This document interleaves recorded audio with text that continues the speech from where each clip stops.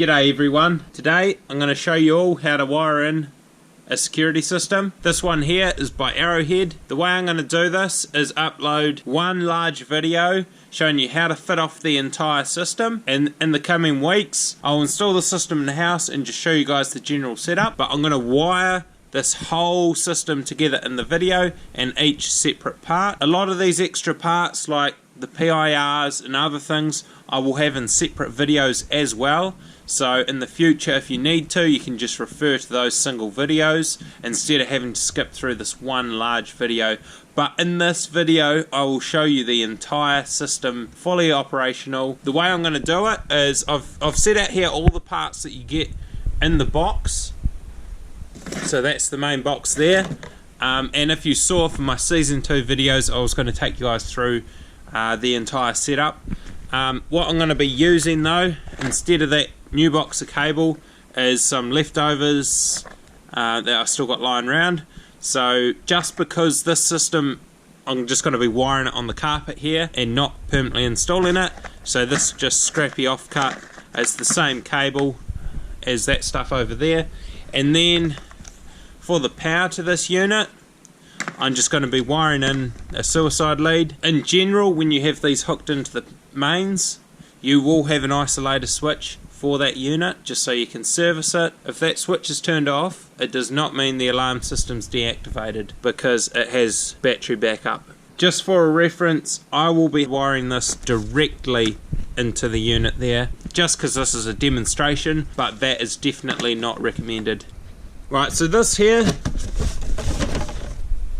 is your main control box, and this will be mounted on a wall, either in the garage, under the stairs. A lot of people mount them in roof spaces. Just thinking about the ambient temperature of places you locate these in. For some circuitry, exposure to heat over a long period isn't ideal, and especially if the batteries, but you've got to install it where you got to install it. So first thing you'll see in here is there is a wee level, so that can help you level it on the wall. Got your transformer, so you've got your hole here where you can bring your mains power cable up into and hook it straight into here. So I've prepared the ends of this, thrown some ferrules on it. So other than the power cable coming in, we've got 2 alarm cables, one each for those, a third one for the indoor siren, a fourth one for the keypad, and a fifth one for the external siren. We'll need 5 alarm cables and 1 power cable. What I'm going to do is just cut 5 similar size lengths and lay it all out here. So for this demonstration I've cut 5 1 meter lengths of cable, because we'll run them one by one and label them accordingly, like we would if we were running them out in the house to the actual locations. Only difference between this setup and an actual one, other than of course the power cable would be hardwired with an isolator switch, is that these cables would be far longer than what they're going to be in this demonstration. But other than that, everything else, the wiring of everything, is going to be exactly the same. So what I'm going to do quickly off camera is unbox these. There's an external siren, keypad, that's what an internal alarm looks like. Usually you locate these in a hallway or some area quite central where someone can't come and snip these wires on you. Sweet, I've got everything unboxed. For this next part, when you're wiring it, I would suggest using a marker pen just to mark the cables out so you can distinguish what they are when they come into here. First cable, I'll just do to that PIR. And what I like to do is leave a wee bit of length on these before labeling them. So I'd label this one about here. That leaves me enough length to strip it back and still leave the label on there permanently. So should a technician be needed in the future, they'll be able to read the label off the cable and identify exactly where it goes back to. Sweet, so the first one here, I've labelled it PIR1 and it's going to go to that PIR there. Now off camera, I'm just going to chuck through the rest of the cables for these other components and then I'll show you the labelling, etc. So I've thrown a cable out to each component in the circuit. Now obviously these cables will be recessed in the wall and you wouldn't be able to see them. Now I've thrown the power cable in, and of course you'd never have it running near a low voltage cable. So what I'm going to do first, I'm going to fit the power cable off just to get it out the road. Now the power's probably the last thing I would actually fit off when fitting this off on the wall. Now you'll see we've got the phase through a fuse here, then we've got earth and neutral. I've slammed the cable in there, brown, green, blue, phase earth neutral. Now there's a wee cable clamp built in to pop out of this. I'm just going to leave them in here for this demonstration, but you can pop them out and just screw them over the cable there. So the next thing I'm going to do is install the PCB board. Alright, there she is. Now the way you want to put this in your setup is exactly like that. So all of these terminals are facing downwards. Now you'll see there are some screws already in here. Take those out just so you can screw the board in with them. So the first thing I do once I get the PCB board in is to throw these two yellow cables into the ACN terminals here. Now it doesn't matter which way they go round. So that'll sort those two inputs out there. Now you'll see above it there is a wee grounding symbol there. That specifically, don't get it confused with an earth, it is a chassis grounding, so there's no need to earth that to your earth cable here. I'll go and fire these two in and then we'll get back to the rest of the video. Generally before I fit the brains of this unit off, I go around and I fit each component off first. So for this video I'll do that. For each component I am going to have a separate YouTube video on each one. If you need it as a reference, you don't have to come back to this main video and pause it at increments. First thing we'll do is we'll strip this 4-core alarm cable that you would use to wire these in with. We'll strip this cable back with a reasonable amount that will be sticking out the wall when you actually install this in your house. So we'll say about 3 inches. Now the best way to do this is just to snip round and cut the insulation off the end of the cable. Now you might damage some of these cores in doing that. That's fine. What you'd want is to grab onto the string here that's inside the cable and pull that back, and it will strip the cable for you in a safe way. So we'll strip it back and then we'll cut these ends off where we snibbed the cable at the start. And of course cut the string off. So there we go, that's perfectly stripped back now. So first thing I'm going to fit off here is going to be the alarm keypad. So to remove the bracket, simply just undo that screw. Now you don't have to undo it the whole way, it will unclip itself. Now on the back of these keypads we've got an input, a C-, C+, neg and pos. So what you want to do is ignore the input one. In the C-, we're going to have the blue cable, C+ is the yellow, neg black, pos red. And this should be identical to the way it will already be fit off, or is going to be fit off onto the PCB motherboard inside the control unit. It is the generic wiring for it, so there should be no worries just firing it straight in if you've got an existing system and just upgrading the keypad. Just make sure that you get the right brands. Don't try and start mixing them because you might come across some compatibility issues with them. So what I'll do is strip these back, fold them over and get ready to throw them in these terminals. As you can see, I have stripped them off, twisted them up and folded them over for each one. So the end result should look like that. Now what you do is chuck it back onto the bracket that's mounted on the wall and your keypad is fit off. Now this is an internal siren. These here you cut out for smaller hole saw. I'm not sure off the top of my head, I think it's like 53 mil. Yeah, just have to measure that out, cut it out, and that slides in and these grip onto the jib basically. Yeah, so that sits in the ceiling, and then obviously we've got our cable here that goes back to the alarm unit, and what we're going to do is wire these together. Now you will see that these two cables coming off the back of the siren here are a thicker gauge than the 0.2 mil alarm cable. So what we want to do is strip all the ends off and double them up for this one. So I'm going to have the black and the blue together, and they're going to connect directly to the black end here, and then the red is going to go and connect up to both red and yellow on this end. So I'll quickly do that. So what I've done is just twisted these cores together, folded them over, same with those ones, and I'll chuck a connector block in between the two. And there we go, simple as that. PIR. First thing we want to do is unscrew the screw here in the base of it.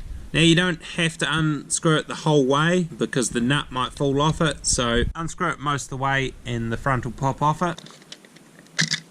And so that's what it looks like inside your PIR. Generally we drill through the back here, or wherever in the back of it you have the cable running. If you had it set up, for instance, in the corner, you'd have the cable running through the back and you'd be fine to just drill through the back here and have the cable running in. If you've got it on a flat wall near the ceiling, you might want to have it coming straight through here, or if it's flush up to the ceiling, you can have it coming through this angled bit. But it's personal preference, and if you drill the hole in the wrong place and decide you want it somewhere else, that's fine, because you're never going to see it anyway once it's installed. Right, other than that, I'm going to quickly drill a wee hole in the back here. I'll just pop this square out in the back for this demonstration. So what I've done is pop that wee square out at the back, made a wee hole. Couldn't be bothered going and getting the drill, so it's not the nicest hole. Just got to keep away from having sharp plastic bits digging into the cable off that if you don't have a drill and decide to do that. Anyway, the next thing here, thread the cable through that hole, and what I'm going to do is cut these ends back a wee bit to halfway, strip them off, fold them over. So I'll do that quickly off camera, and then we'll get into fitting it off. Now hopefully that's in focus there. On the PCB board, looking at the terminals from the left, we've got 12 volt minus. That is where the black cable's going to go in. We've got 12 volt plus, where the red cable goes in, EOL. Then we've got tamper. Now in the first tamper we're going to have the blue cable coming into it, and in the second tamper we're going to have a resistor that hooks into the first terminal of the relay, and then the second terminal of the relay will be the yellow cable.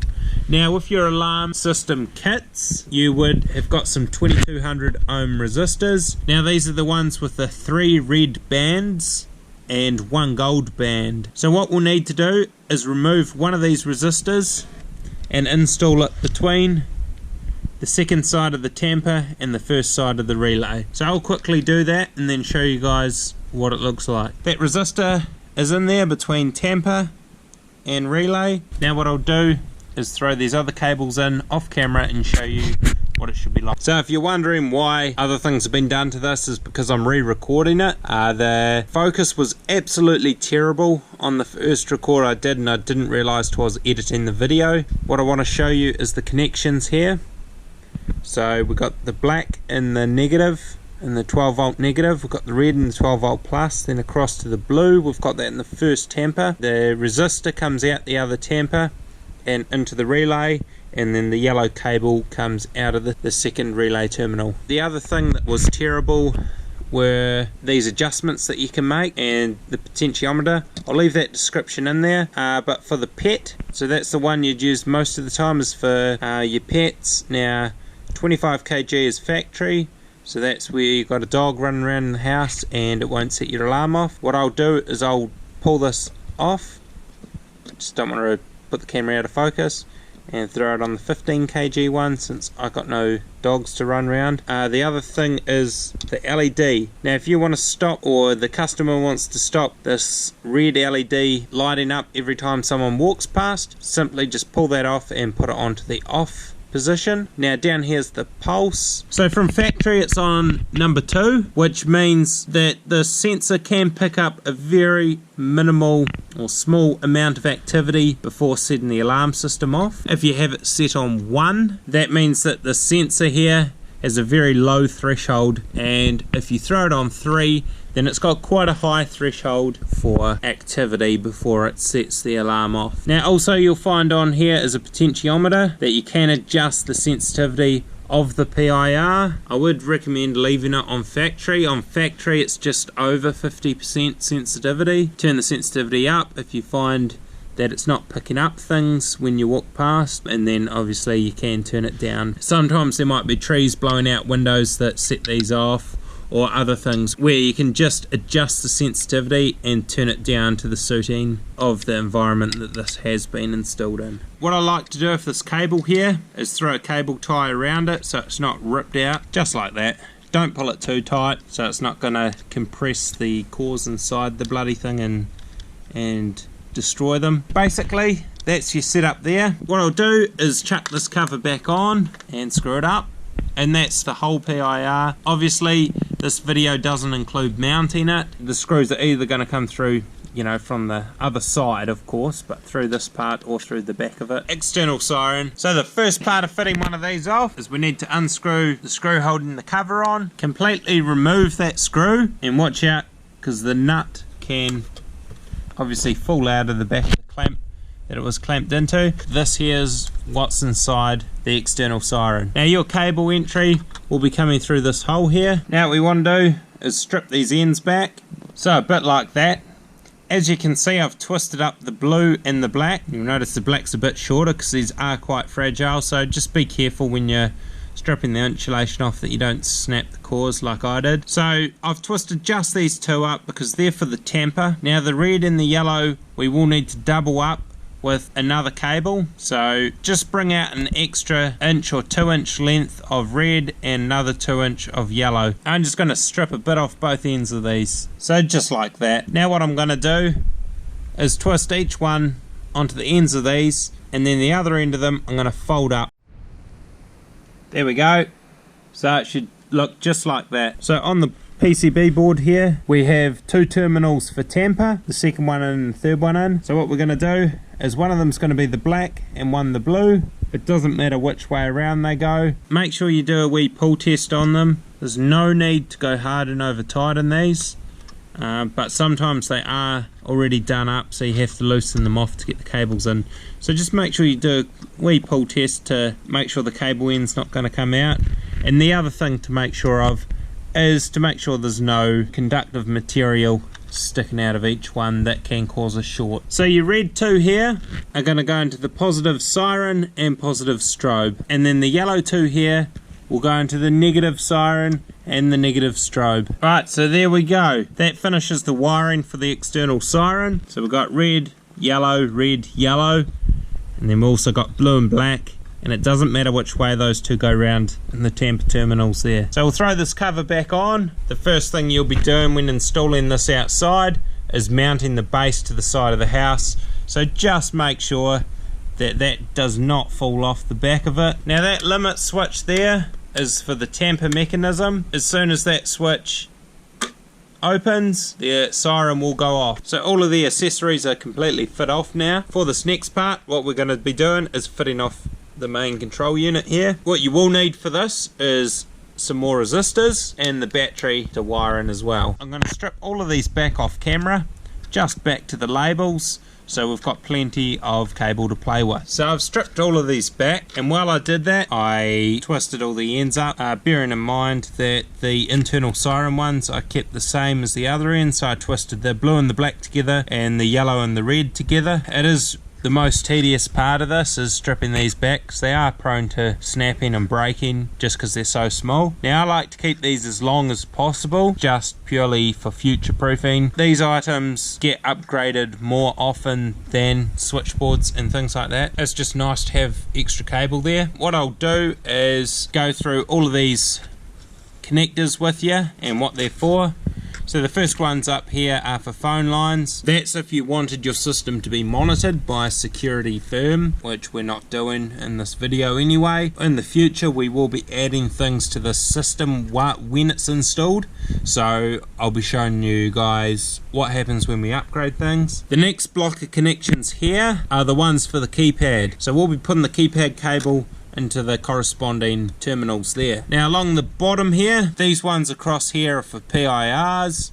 The ones over here are for sirens and other bits and pieces. And then further over here, the two top ones here are for the battery. And then these bottom ones here, therefore if you've got a garage door opener and you're hooking it up to that, if someone presses the garage door when your alarm is armed, it's going to trip off straight away as soon as they push the button. The next thing I'm going to do is install the keypad. So we'll find what one's labeled keypad, which is this one here. On the side here, I hope you can see the writing. These ones are just going to be exactly the same as what's in the back of the alarm keypad itself. Positive, which is red, negative black, CLK, that's your yellow cable, and then your DAT is your blue. So it's as easy as that. That keypad is now wired in.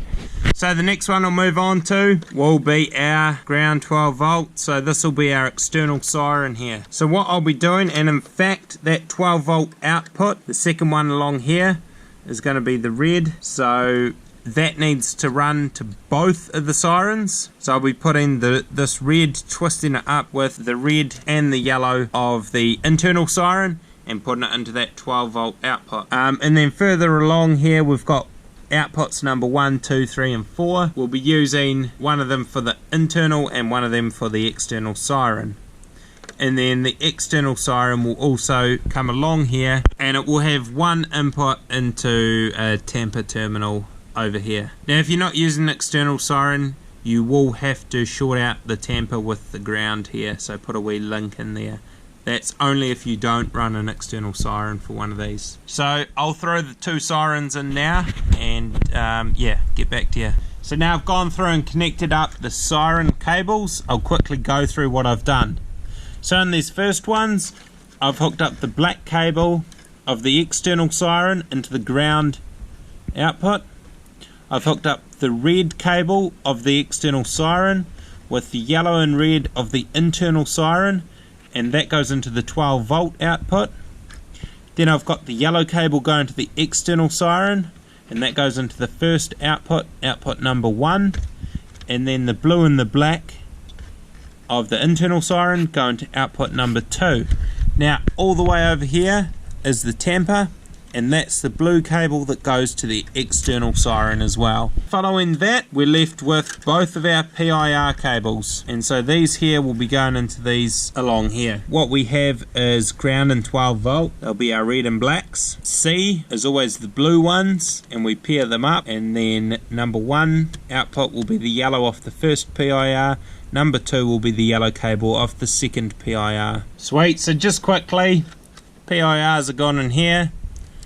Blacks into ground, reds into 12 volt, and then the yellows go into separate terminals here, and blues into C. Now if you got another PIR, you'd throw the blue into that C, and the yellow into number 3, and then you'd still have the red and the black twisted up with these ones, and so on. So you keep the C's limited to 2 of these cables here, and 3 and 4 go into that one, 5 and 6 go into that one, for as many PIRs as you need. This particular one's got 8 inputs, so it can handle up to 8 PIRs. Now for the unused slots, when you've got less PIRs, you have to put 2200 ohm resistors between the C and each number on here. So we need to grab these resistors, take them out and link them between C3 and C4, and then over here C5, C6, and so on, until we've filled all these remaining inputs up with these resistors. So I'll quickly do that off camera and then show you again after. The easy way to prep these resistors is by just bending the tail over and then chopping both ends to the same length there, just like those ones there. Alrighty, so that's what it looks like when the resistors are all in and they're all screwed in secure there. Now the last part is this wiring harness for the battery. Now it's pretty easy.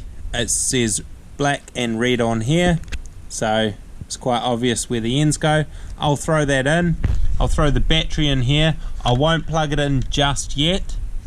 What I want to do is briefly tidy these up, but because they're only temporary, this isn't a finished product or any of that, so I may just tuck them down there, just out of sight sort of thing.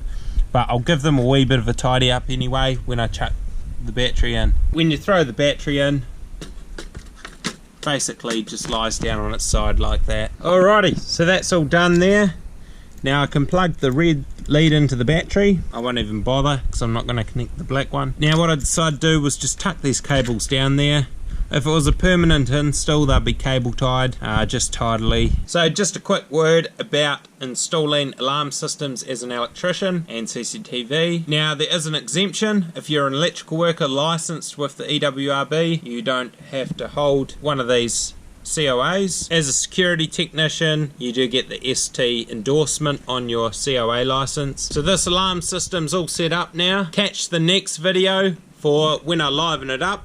Plug her in, we'll do some testing, and we'll probably make a couple of faults happen and just show you how to fix them, how to diagnose them. They'll just be faults I've come across before. And yeah, make sure you subscribe, smash that like button, and for any of these other accessories that you connect to your alarm system, I will be throwing up a separate video for each one, so you can easily just go back and click on that video and just watch a short video if you're ever stuck in the field or whatever.